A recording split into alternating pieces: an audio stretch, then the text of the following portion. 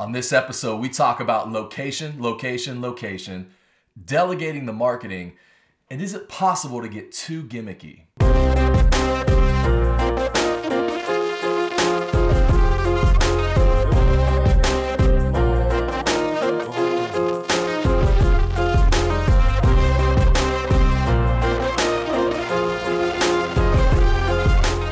Everybody, and welcome to the 88 Dental Marketing Show. I am your host, Joshua Scott, and this is episode number 4. So thanks for being here. Thanks for being along. This week's episode is actually the Ohio State University episode. I've been on campus the last few weeks speaking to some various dental organizations, and so these are actual questions from those events, from students. And so I think we got some great questions, some great content. Speaking to students, Ohio State University students, about marketing is always a fun time. It's probably one of the funnest things that I do, that I enjoy. And I do it strictly for that reason, is because it's just a blast. And I think for dental students in particular, talking about marketing is probably a welcome break from just all the clinical education that they're constantly in day to day. And so I think they have a good time with it. I have a good time because it's not so much my standard canned marketing presentation. It gives me a chance to get outside of that a little bit. We talk Kim Kardashian and Miley Cyrus and the Grammys and Breaking Bad and just all these different things, pop culture, and who's marketing how and is it working or not. And so we really just have a great time. They engage a lot. And so shout out to anybody who was in those presentations the last few weeks. Hope you had a good time and enjoyed it. I know I did. So that's today's episode, this week's episode. Other than that, man, yeah, it's a busy week, headed up to the big midwinter meeting towards the end of the week. And so if you're going to be in Chicago, make sure you hit me up. Maybe we can take a moment and say hi. I'd love to meet you and chat for a few seconds. And yeah, let's get to some questions. Michael Cook writes, any press is good press in entertainment, but definitely doesn't work in a dental setting. What are some boundaries for breaking the mold? Yeah, Michael, that's a great question. And obviously when I was there, we were talking about it from a pop culture standpoint. And so there's that whole notion of even bad press is good press, right? And that clearly works in the pop culture world. But yeah, not so much in dentistry. Bad press in dentistry can get your license pulled. For sure. So yeah, man, I think, but yet that whole notion of breaking the mold and getting attention, it still works, but you got to execute that on the service side of it and not just getting attention for the sake of getting attention, but man, break the mold as far as experience expectations. Because I think most patients out there, like especially if they haven't been to the dentist in a while and you're trying to get them in as new patients, they have this picture of what that experience is like. And it involves walking into a sterile clinical environment, waiting room that smells bad and being greeted by an impersonal, unfriendly receptionist behind the glass. And, then she gives them forms to fill out and they look like they're copies of a copy of a copy and, Xerox crooked and, they go to sit down and the chair's ripped and the magazines are old and worn and there's a dirty fish tank in the corner. And so, I think there's tremendous opportunity to get attention on the service side of dentistry. I think you can literally shock people by the experience you give them because the expectations are so structured and narrow-minded, mostly based off of our experience in the medical industry. And so, one of the real interesting things you can do is go on Facebook or Twitter or social media and just do a live search of dentist. Just put in dentist and see what comes up. It helps you get a handle on just live social media pulse of some feedback. Like I'm here on Twitter right now, and there's a little search bar at the top. Just punch in dentist or dental, and like here's literally what comes up. I mean, this is live. This is minutes ago. At Tay_Tire, hate the dentist more than anything. I mean, that's one of the top returns there right away. At Cupid_Cash, if I had to choose between a colonoscopy or a root canal, I'd have to flip a coin. That's how much I hate dental visits. Like, I'm not making this up. At I'm Awesome 7986, this whole dentist thing sucks. At Kobe_Tay, because I had to get up at 6:30 a.m. and go to the dentist only to arrive and have her not be there. At Oh So Attractive, just received an email from my dentist telling me to check out her pictures on Facebook. ...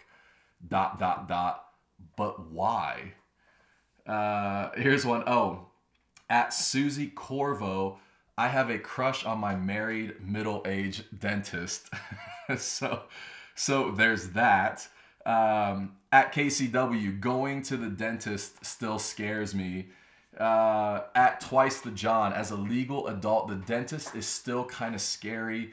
I don't care who you are.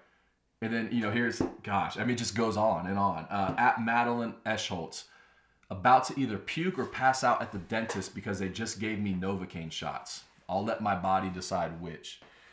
And so just going on a live social feed there and seeing feedback, like what's the current conversation? I mean, literally, I'm not exaggerating, 90% of it is negative. It's people dreading the dentist and putting that up because it's great conversation. And see, I think the opportunity there is to turn that conversation, turn it from negative to positive. Get people saying, instead of the first reaction, which is to put up how much you hate the dentist, get your patients putting up how much they love being at the dentist. Because then the rest of the world, that the 90% others that are out here that are negative, will respond with, oh my gosh, why would you ever say that? And they go, because my dentist is so amazing. You shouldn't have to experience that when it comes to a dental appointment. Like, why would you go somewhere and be unhappy? So turn that, give your patients something to turn that with, and break the mold when it comes to the experience and the service that you provide your patients. Brendan writes to us, what information should you look for when figuring out a location for your dental practice? Brendan, that's a great question, and I'm glad you asked that. Because when I do presentations with the students, I usually at some point always ask, how many of you want to start your own practice or own your own practice? And without fail, typically every hand in the room goes up, or it's like 98%. And so under the assumption that one day you're either going to buy an existing practice or start your own, I would tell you that location is probably the biggest, most important factor. The old adage in real estate, it's location, location, location, absolutely holds true for dentistry. And the difference in a great location over a mediocre one will literally save you hundreds of thousands of dollars in marketing. I've got a friend in Florida who owns a practice, Central Florida, and they're on a main road, a north-south road that comes through town. And so they launched into a project and built a huge sign, like a big sign, spent tens of thousands of dollars on this sign. But before the sign, they had 4 to 6 new patients every month that would come into the practice that would say, oh yeah, we saw you driving by. We drove by and saw the sign. After that sign went up, between 30 and 35 new patients every month that now come into the practice. And so the location is huge. I was working with another doctor who if you're sitting in this Starbucks, right, in his community, you've ordered your latte and you're sitting there and you're waiting on it at the drive-through window, you look across the street and his practice is right there. And so the thinking was to invest in a really great sign. My advice was use the windows for signage. Do whatever you can because you have a captive audience right there. And so spend more on a sign. Spend more on location because in a sense, you can almost write it off as part of your marketing budget because it's just going to make it so much easier. And so, a few things I would tell you is, number one, always look for a high traffic area. Let's say you're going to purchase an existing practice and you're looking at 2 or 3 in this area. I would pull some reports and get some city traffic reports and see how much drive-by traffic is passing through each location. So I would do that. And then secondly, a lot of people don't think about this until it's too late, but independent signage control. Like, how much do you have? Is this a lot that you own or that you're at least leasing that you can put up a monument sign out by the road? Or is this a medical condo park where everything's highly regulated and you've got this much room on a plaque by the side of the road and this much above a door and all that stuff? I mean those types of situations can be amazing because they're built for healthcare type practices, but the downside is signage is so controlled that you can't do anything with it. And so if you can have control over your sign and build it the way you want and to get attention and you're in a high traffic area, man, those are probably the ideal options for that. But yeah, the moment you go out to purchase a practice or start your own, I would be laser focused on location and trying to get the best possible spot, even if it costs me more money initially. Catherine McNeely wants to know, how do you delegate the marketing tasks in your office? Hi, Catherine. Yeah, so delegating marketing, if it was me, I would probably start with my staff. I would look around and see who I think would be good at marketing or who is interested in it. Somebody who's on social media a lot or just has a handle on the digital world. And I'd probably start there. I think for most average dental practices, that's adequate. And just start off as a part-time deal. You may not have clinical hours on Friday, so maybe have them come in on Friday mornings and work on the marketing of the practice. I think that's completely adequate and fine. Probably the best option that's low risk and low cost wise for the investment. I think that's just better than hiring in a company and launching into a big project. And so, a few things I would say to you there is initially I would steer them away from social media. And I know that may sound a little crazy and even like counterintuitive for the year 2015 for sure. But what I have found with social media and part-time marketers is that it sucks up all their time. And so you hire this part-time marketer for the practice, and next thing you know, 1 month, 2 months, 3 months down the road, all they've done is posting on social and pictures of cats and crazy dental tips and facts and things like that. And you're just kind of like, what is happening? And you're frustrated.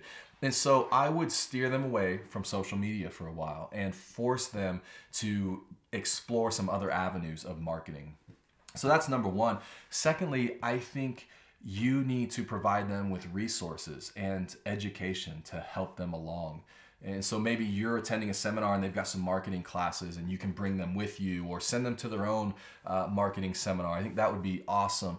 Certainly you can connect them with this show, right?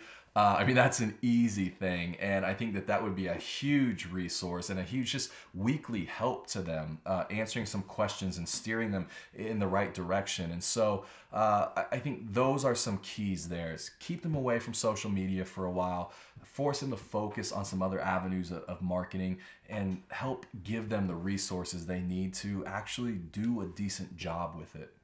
Adam Walters wants to know if you've had any practices become overly gimmicky in the eyes of their patients.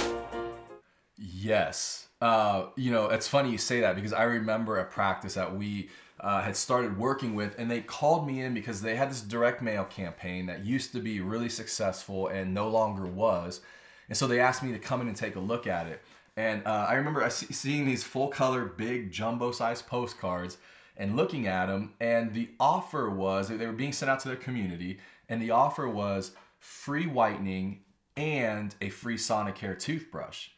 And I remember at the time going, wow, like that's a great deal. I might leave my own dentist to come see you and get a free Sonicare toothbrush.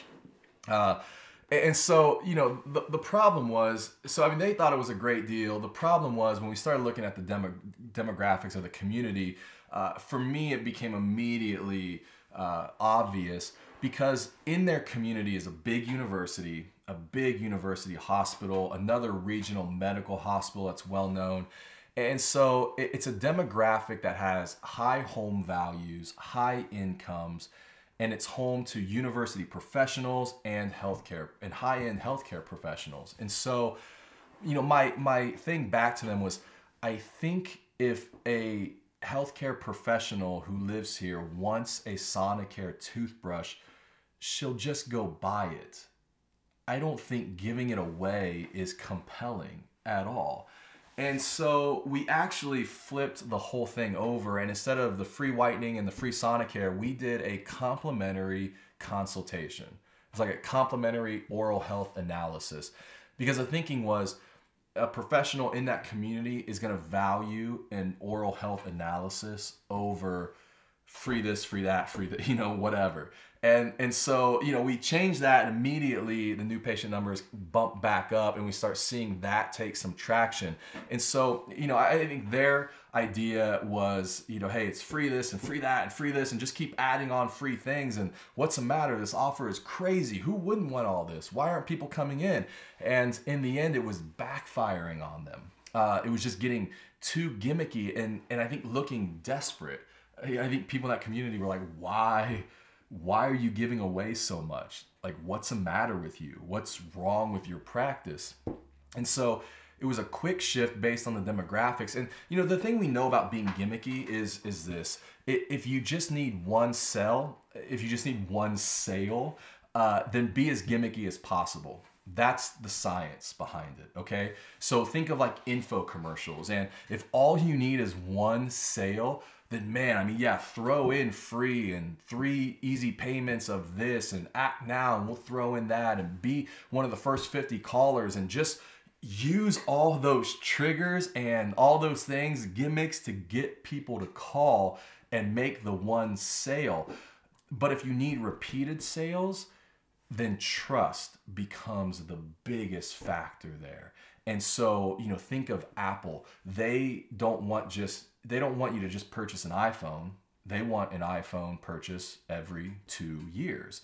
And they want a tablet purchase and a laptop or computer purchase and app store purchases and music purchases and TV and movies. And so they want all this. And so it's a company that's based in high trust. It's a brand that you trust and you connect with. And so the problem with dentistry is it's not just one sale, right? It's repeated sales. You need that value of a patient over their lifetime to really make that a profitable exchange. And so it's not just about being gimmicky and, hey, free this and look at us and come in and just to get one sale. You have to think about the lifetime of the patient. And so we have to do things that build trust. And a complimentary oral health analysis builds way more trust than giving away free whitening and a free exam and a free Sonicare toothbrush. Guys, that's episode 4. Thanks so much for being a part of it. Hopefully you found some of the content valuable. Again, I'd appreciate any comments. Leave me your marketing questions down below in the comments section. If you're on YouTube, LinkedIn, Facebook, either way. No question of the day today. However, it's the homework of the day. Oh yeah, you weren't expecting that one, right? So the homework of the day is go online, pick a social media network, but I think Facebook and Twitter probably work best. Go up into the search bar at the top and put in dentist and do a live search of that social network at that moment and see what comes up. You may have to do a little work to just get all of your like the people you follow and like, get all that out of the way and just see a real live feed of it. But look at that and number 1, what do you see? Number 2, what can you do about it as a dental professional? Guys, I will see you next week on episode 5.